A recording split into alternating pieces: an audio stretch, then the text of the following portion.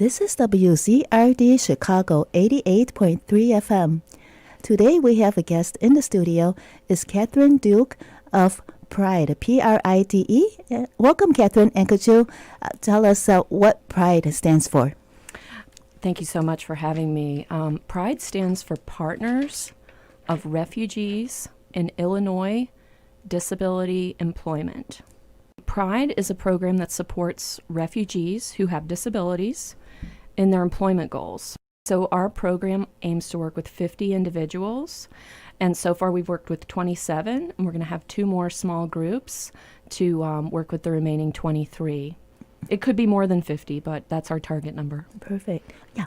Okay, continue with the history. Sure, no problem. So Pride supports refugees who have disabilities in their employment pathways, and it's a program that was created by professors and researchers at the University of Illinois at Chicago, or UIC. And they worked to get funding for a long time, many years. What were the setbacks? Why was it so hard to get funding? It was hard to get funding because this is a population of folks, refugees who have disabilities, that have just not been researched in the past. And projects that tend to get funding have more visibility and more history of funding. And so it just took the researchers, the leads of the project at UIC, a long time to finally get the approval. They actually submitted their proposal 3 different times. And we're very fortunate the 3rd time to get a federal grant, a 3-year grant for this work.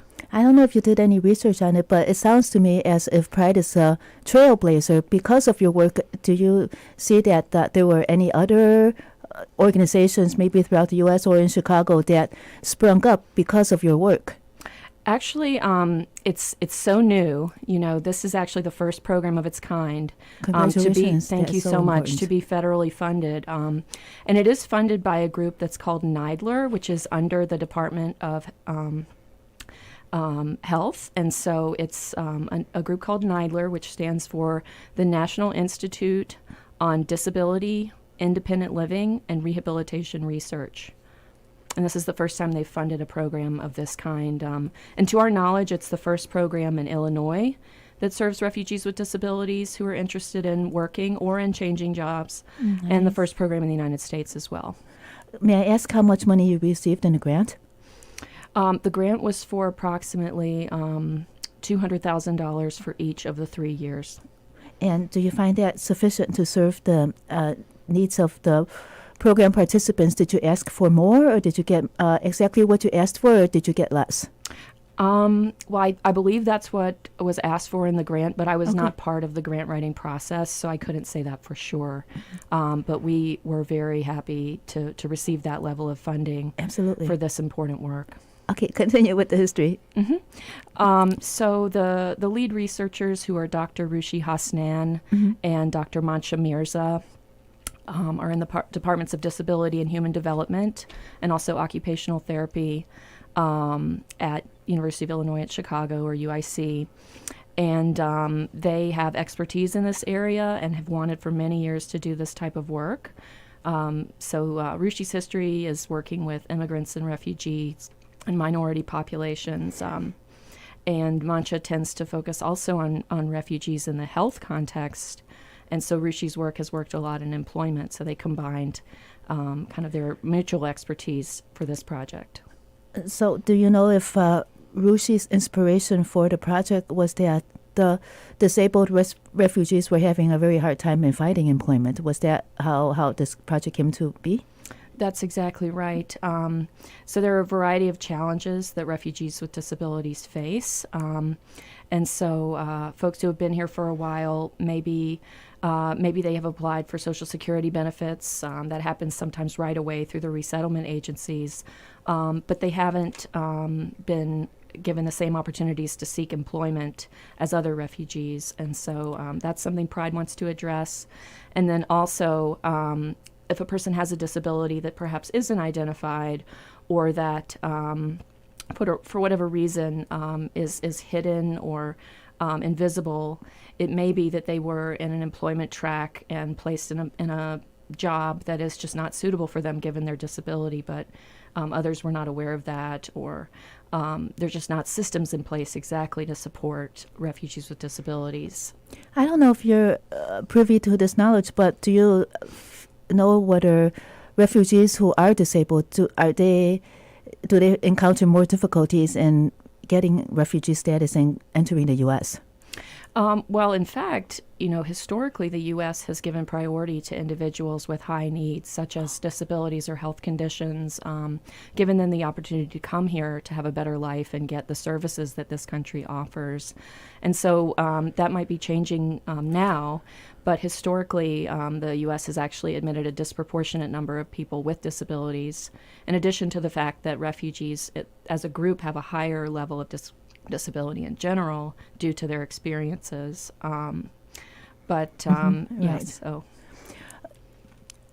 Do you do you use this fact in your marketing for Pride? The fact that Yes, that refugees are welcomed into the U.S. and that you're because of their are welcomed more easily into the U.S. That they enter, and that you're there to help them. I don't know about how your marketing works, but just curious. That's a very good point. And, I think bringing to the attention that this is a group that is a large group that yet doesn't have the services to support them, specifically people with disabilities, even though a lot of people are admitted. Although I don't know what the situation is exactly now, as things are kind of changing to focus more on individuals, the idea of how much they can contribute to this country being weighed in as if coming here. So I'm not sure exactly whether we would say that was true right now. But yeah. Would you say that the degrees of disabilities, are they from war injuries, like actual victims of war-ravaged places? Is that a great percentage of their disabilities? Could you talk about that? Mm-hmm. So refugees have a higher level of disability than other populations for that very reason that you spoke about, both physical and mental health conditions such as post-traumatic stress syndrome as a result of experiencing a variety of traumatic situations. But then also just in every population there are people with disabilities. So for example, in Pride, we have a wide spectrum of people participating in the program with all different types of disabilities, life histories. So they may have been living with a disability since birth, for example, such as polio. Yes, and of course, because those countries have a bad situation, they're not able to access adequate health care in order to avoid the situations that would contribute to a disability. That's very true, and historically that's been a reason driving the acceptance of people with disabilities or the prioritization of those folks to come here. Mm-hmm. Mm-hmm. Well, is there anything else in the history of Pride that you want to add? Because I did ask a couple of questions and kind of broke your line of thought. Oh, that's okay. No, it did build on other work that was being done. Such as? Well, for example, Dr. Ruchi Hasnan had a project called ADOPT, which stood for the Agents with Disabilities Outreach Project Think Tank, which was about systems change to help Asians with disabilities access the systems that exist in Illinois for people with disabilities that they maybe were not accessing at the same rate. And so just addressing why are those systems not serving that population at the same rate as the rest of the population. So Ruchi has a deep interest in working with people who are underrepresented. Is that ADOPT program still in place, or has that ended and Pride has taken its place? Well, Pride has taken its place in the sense that that is the current grant that we're working with, but ADOPT could continue on into the future if it were to receive more funding. So we do hope for that, as well as Pride. We hope that Pride can continue after the 3 years of the grant as well. What about the populations that were being served in ADOPT? Are they also being served in Pride? Mm-hmm. We do welcome people from all different backgrounds, just so the criteria would be that they are refugees who have any type of disability, self-reported, so they don't have to have documentation of the disability for the purpose of Pride. And they do need to be 18 and older, so they need to be adults for the purposes of the ethics committee approval that we got from UIC. And then they also have to have an interest in working. If a person is not interested in working, then Pride wouldn't be the best fit for them. But we've found that the people referred to the program are highly motivated to work, or maybe they're already working and they'd like to change their situation to be more in line with their abilities and also their backgrounds, which a lot of people have very rich employment histories, even though they might have disabilities that are longstanding. At WCRD, we had many guests in the past that try to help students get into entrepreneurship. Are there any refugees that are also interested in starting their own business?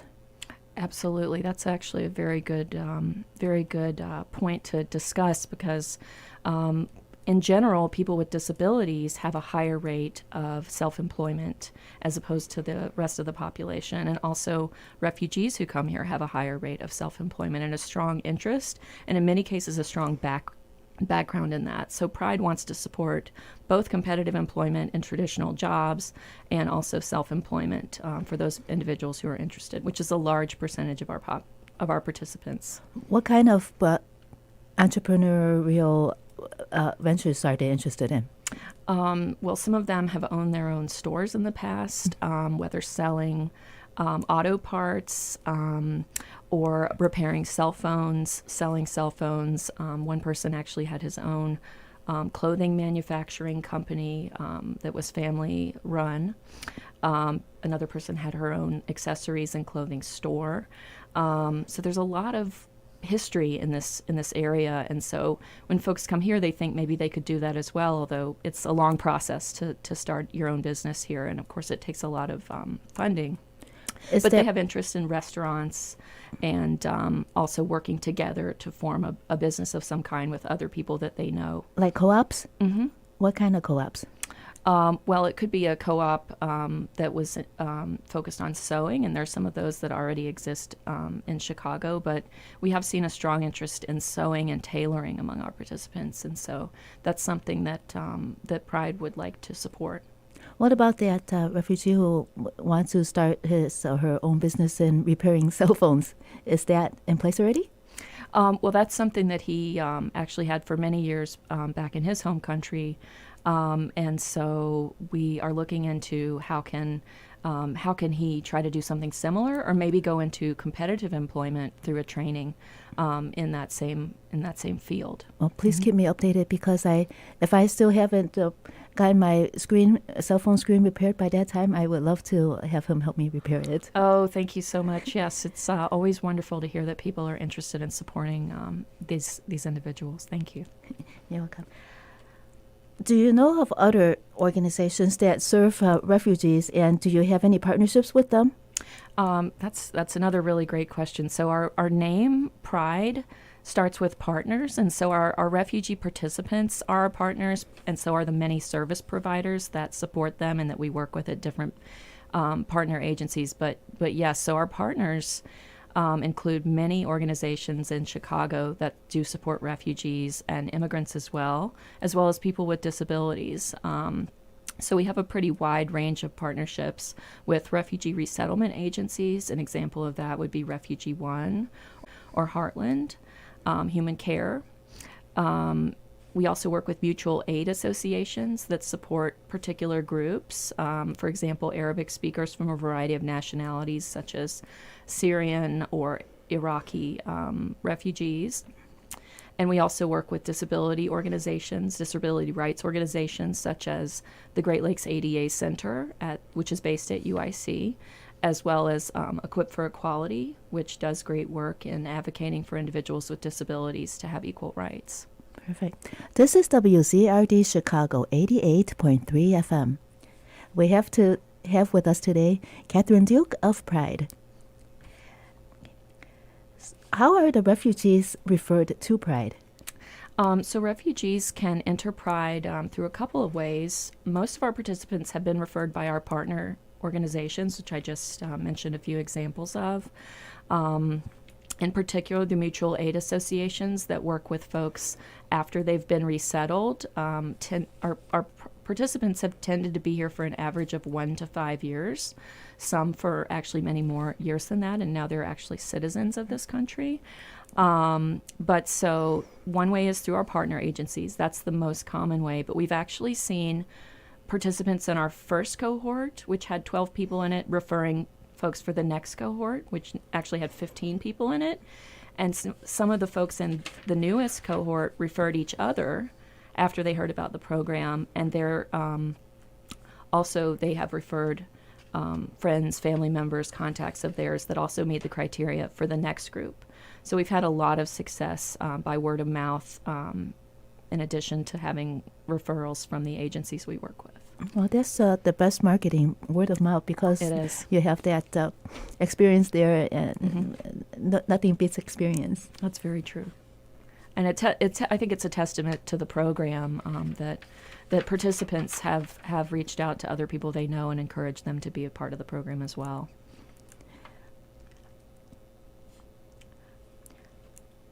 How else does a refugee qualify besides being disabled? I know that they have to be a refugee. Are there any other qualifications? So they need to be 18 years of age or older. They need to have work authorization, which refugees do. They have a variety of privileges in this country, and they're entitled to work from the time when they arrive. So they do have work authorization, but that's technically a requirement for the program to have work authorization or be in the process of applying for it and receiving it. Are the mutual aid associations helping them apply for it if they need it, or does Pride also help with this? That's something that we could help with, but typically the mutual aid associations or the refugee resettlement agencies would have already addressed or would help individuals reapply if for some reason they needed to do that. If there were some of our listeners that are interested in recommending someone to your program, how would they get in touch with you? How do they begin to start the process so that their loved one or friend could get into the program? I would say the best way would be to contact me, Catherine Duke, at kduke3@uic.edu. That's my email, kduke3@uic.edu. Or by phone. Can I say my phone number on the air? Sure, yeah. As long as you're comfortable with it. I'm comfortable with that because I really would love for people to contact me about this program. It is 808-351 8505, 808-351-8505. We also have a work number. We're just always so much in the community that we're not always at our work phone, but you can certainly call us at UIC. Dr. Rushi Hasnan's number is 312-413-0416. But we have a very small team, actually. We're extremely engaged, but it's a small team. I'm the only full-time person devoted to Pride. So if individuals contacted me, that would probably be a good place to start. I would be able to give them all the information and follow up with them. Yes, and we'll repeat your information later at the end of the interview. Okay. Does Pride have any autistic clients? And you just told me that you have a very small staff, and I was just wondering if you have any autistic staff to work with these autistic clients. Well, we don't actually have autistic staff. We do have people on the team who have other types of disabilities. But Pride welcomes people with any type of disability to participate. And I think it's worthwhile to just discuss what that means, just because not everybody realizes that there are so many different types of disabilities or what qualifies. And so a disability could be a physical disability of any kind. So it could be a problem with one's back. It could be paralysis paralysis from an injury or from a lifelong condition such as polio. A person could be a wheelchair user or not and still have a physical disability. That could be mental health. That's a very common one for participants in our program who could have PTSD or depression or a variety of other mental health conditions or symptoms. It could also be just a chronic health condition. People don't always realize that diabetes or hypertension, if they result in a loss of function or different abilities than a person would normally have, that could impact their ability to work or other aspects of their life, that could also be considered a disability. There are also people with low vision who are blind participating that qualifies. And so a disability could be a physical disability of any kind. So it could be a problem with one's back. It could be paralysis paralysis from an injury or from a lifelong condition such as polio. A person could be a wheelchair user or not and still have a physical disability. That could be mental health. That's a very common one for participants in our program who could have PTSD or depression or a variety of other mental health conditions or symptoms. It could also be just a chronic health condition. People don't always realize that diabetes or hypertension, if they result in a loss of function or different abilities than a person would normally have, that could impact their ability to work or other aspects of their life, that could also be considered a disability. There are also people with low vision who are blind participating in our program. You could be hard of hearing or deaf and be part of the program. Learning disabilities, intellectual disabilities. There is quite a variety of disabilities, and we welcome people with any type of condition that affects their ability to engage in employment or to achieve the employment that they would like to be in. What is the range of the age range of your clients? Oh, that's a great question. So let's see, our youngest participant would be 25, I believe, though we welcome people as young as 18. Mm-hmm. And our oldest participant is actually in his 70s. Have you ever had anyone in at age 18? We have not yet. The youngest so far has been 25, I think, but we have been looking at doing a group targeted for transition age youth who would be between the ages of 18 and possibly 24. We would love to do a group with those folks as they get out of high school here in Chicago, if they have refugee status or former refugee. It could be anybody who initially came into the country as a refugee or an asylum seeker, actually. We would love to work with them as they transition out of high school and maybe need extra support in launching their employment pathways or education. Do you have any clients from other states, or is it mostly your clients derived from the Chicago area? They're mostly from the Chicago area. We have contacts with agencies and partnerships with agencies in the suburbs, but because we're such a small team, most of our activities are in the neighborhoods where the most refugees live in Chicago, which are Rogers Park, Evanston, and Skokie, as well as the Devon area. So many of our activities have actually taken place at Truman College, which we've had a wonderful, wonderful partnership with. Does Pride have a waiting list? We don't. Actually, we are looking for participants for our next group, and it is a bilingual program. So at this point, we are working with Arabic speakers. Since the word has gotten out, we've had a lot of referrals of Arabic speakers, and all of our materials are both in Arabic and English. Everything we do is interpreted in Arabic and in English. So we're actually able to serve individuals who speak Arabic or who speak English. So we have quite a few people who don't speak Arabic who have participated in the program because their English proficiency is so strong. Mm. And so we are recruiting individuals who meet all the criteria that I've mentioned and who speak either Arabic or English for our next group. We do hope to have a French-speaking group for our next and final Pride cohort, which will probably start in May. But the Arabic and English group will start in February. And so we are currently recruiting for those individuals. And we have maybe 5 people so far, but we haven't even started actively recruiting so much. So we've actually had a lot of success already with word of mouth just coming in. But we would love to have 10 more people enroll in the program.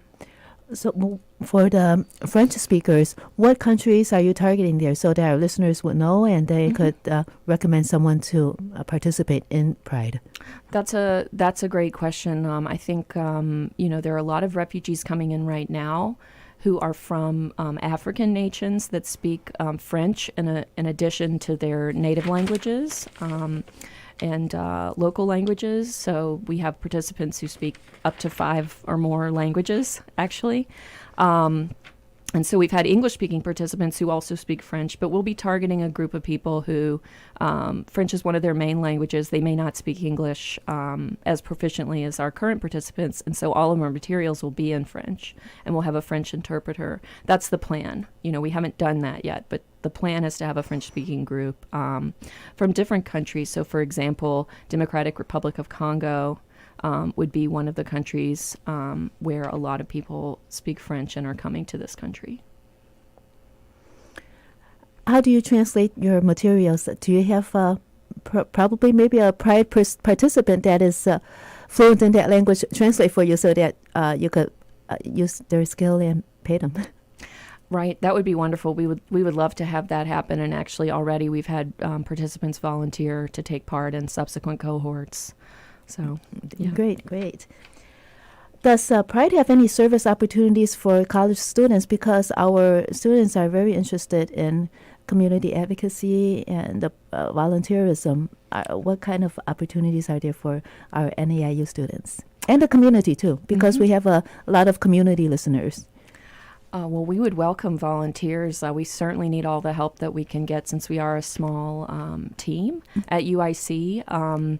And, we work in the community for the most part. So if somebody was local to the north side, Rogers Park area, or, it could be convenient for them. Actually, we have a lot of students and staff that live in Rogers Park. Yes. I'm surprised. Yeah, so they could contact me if they were interested at kduke3@uic.edu or by my cell phone number, which I think you said you would provide all that information again. But so they could get involved with our group sessions. Our curriculum does involve meeting with our participants as a group and then also individually. And so they could support us in helping us find resources to connect our participants to. They could help directly with supporting the group sessions. We've had quite a few students volunteer and have had wonderful experiences. So far we have community members, but we would welcome that also. So what do you mean by support for group sessions? What would they do? Well, what they've done is help us get set up. Also, we've had students help us with donations. We've had quite a few locally based restaurants and stores contribute to the program so that our participants always have refreshments and are able to have a break during the sessions. And so students have supported that. They also have done a lot of wonderful work researching extra resources that our participants could benefit from, which helps us on the team a lot because, we can't find out everything, and students are excellent researchers. So we have a strong business school. It's called the College of Business and Management. Are there any of our business majors? Could they help? And if so, how could they help? That would be wonderful, actually. Finance, accounting, management, marketing, etc. Well, all of those skills would, I think, help us a lot. Especially, we have a lot of things to manage with our accounting end and budgeting, but also with marketing in particular. I think Pride needs all the help it can get. Today is a wonderful opportunity to be on your radio show, so we really appreciate that. But other marketing, strategies, we would invite help with that because. Getting the word out is really the most important thing. Okay. Well, thank you so much, Catherine. Could you repeat your contact information for volunteers, students that want to contact you to volunteer, and community members? Absolutely. My cell phone number is 808-351-8505. And my email is kduke3@uic.edu. KDUKE3@uic.edu. We also have a Pride website, which you can look up through Google, Pride UIC, and they can definitely contact Rushi as well. Her email is actually ROOSHEYH@uic.edu, so it's rushih@uic.edu, and her phone number is 312-413-0416. She's the project lead and a wonderful advocate for refugees with disabilities. Catherine, I also wanted to ask you, what in your background prepared you to do your work for Pride? Oh, okay.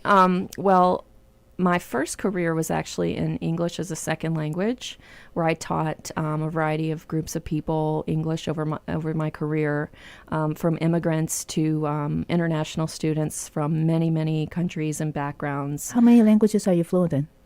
Oh, I'm not fluent in all of those languages, but I did study Russian, so I have some degree of Russian fluency, and also my husband is an Arabic speaker, and so I've learned a lot of Arabic from him. But in my years of teaching, I primarily taught courses in the college level in English. But so I got very familiar with presenting information to individuals with all levels of English proficiency, and then my second career is as an occupational therapist, where I support individuals in their daily lives and functioning to be, to live their lives to the fullest, they say, in our field. So that's been very relevant to this work as well, because employment, of course, is such a big part of life. And occupational therapists focus on people with disabilities, working with them. We're always trying to increase the internship and employment opportunities at Northeastern. How did you come to work for Pride? Well, I came to work for Pride through my program of study in occupational therapy at UIC. So I started as a student research assistant, and then sort of gradually got, as I got more experience on the project, I was kind of there relatively from the beginning of the work. And so I was able to transition into a full-time job after I completed my doctorate in occupational therapy. So did you start as a paid assistant, or did you start as an intern? I started as a paid research assistant, so I was very fortunate to have that opportunity. That probably counted towards some of your tuition, right? It did. There have been other student interns who have come in who have a strong interest in this area. And we've also had we have a research assistant who specializes in IT as well. So there have been a lot of opportunities for students to get involved with Pride. Do you have any paid internships? Let's see. We don't have any paid internships, and our staff is, we're fully staffed right now. Yes. But we do have quite a few students, in particular UIC students, who are getting involved with some of the research activities that I mentioned earlier in terms of supporting the participants in getting connected to different resources and finding out what's available for them. Are any IU students also able to get their foot in the door? They're not being UIC students? Yes. Mm-hmm. Okay. We would welcome any IU students or students from other local colleges, universities to participate. Well, at least you got the word out there. Now we know. Before we didn't know before you came. Exactly. Yes. Thank you so much for this opportunity. We would love to have more such opportunities to let people know, because this work, we hope to continue it into the future through more funding, through other opportunities. So. And they're already in the process of writing the grant for the next after this 3 years 3 years ends. Then you have like another proposal in the works already, right? There are proposals for different ways of extending the projects in the works, yes. Okay, perfect. Okay, thank you so much, Catherine Duke of Pride. Just repeat for me what Pride stands for. Thank you. That's great. I always want to make sure that the name is fully understood. So it's partners. We work with a variety of partner organizations and refugee participants, as well as service providers who we have a training for as well, an online training. So it stands for Partners of Refugees in Illinois. We are Illinois-based. Disability, because we work with people with disabilities. Employment, because we are employment-focused. Okay. Thank you so much, Catherine. It was wonderful to have you on WZRD today. Thank you so much. You're welcome.